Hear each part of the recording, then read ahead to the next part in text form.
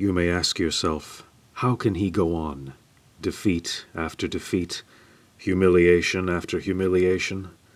The answer is not a simple one. Oh God, not again! It was down to him and me. I had created him as a means to control all of reality, and he seemed to be telling me that, in the end, we had destroyed all of reality. Oh, sweet irony! Stan's Place, the Heroes Bar, a place where superheroes from all over could meet up and relax. Where everybody knows your name? Every comic book universe had one, in that every comic book universe had the same one. For Stan's Place had the unique ability to bridge the gap between Marvel, DC, Dark Horse, Image, and so on by existing in all of their realities at once. After some research, I discovered that this seemed to be possible due to a unique form of energy that permeated the entire structure. Jack Daniels? It even extended out to a large portion of the area surrounding it, allowing a villain's bar to exist as well. Oh, so tequila then. But there was never any doubt that Stan's Place was most definitely the energy's source. This intrigued me, for if this energy was capable of bending the laws of reality in such a way, what else was it capable of? Beer goggles? I had to know, but in order to study it, I would need a man on the inside, one whom no one would suspect, but was more than capable of defending himself if discovered. And so, Lance was born, and my plan was put into motion. So what was this Lance guy like? He was a douche. Wait, this guy? Yeah. He was a douche, and now he's in a bag? Come on, people! The jokes practically write themselves! Lance would discover as much as he could about the nature of Stan's Place, and once I had all the information I needed, I would personally take control of the energy source. But first, I would need a distraction. Something that would get the attention of every hero who ever frequented Stan's Place. A threat so powerful that it could endanger any and all of the comic book universes. A threat called Darkseid. At my command, Lance would teleport himself to Apocalypse in front of the entire bar. He would then send a transmission directly to Stan's Place informing them that he had been acting as a spy for Darkseid all along and to expect an invasion very soon. The heroes would have no choice but to meet Darkseid head-on and in full force. As soon as they were gone, the bar and all of its mysteries would be mine. Well, obviously it all went off without a hitch. It would have all worked perfectly if it were not for two factors. Only two? Really? First, the energy in Stan's Place proved more difficult to harness than I had thought. It would have taken at least decades to even begin to understand it.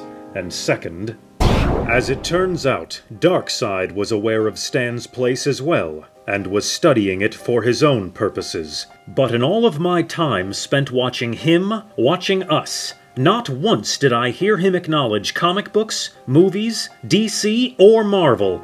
Soon it dawned on me. He thought he was real.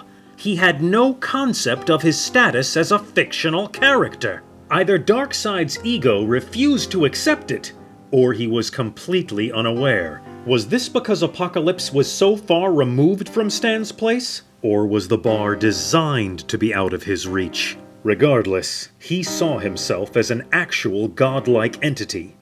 And if I risked bringing the heroes to him under these circumstances, I risked shattering that self-image, the results of which could be catastrophic. And so, Plan A was downgraded to Plan Q, until a solution to these issues could be found. I never would have thought it possible that it would be initiated, but it was. Not by my hand, perhaps, but that hardly matters. It was my android. My plan. My fault.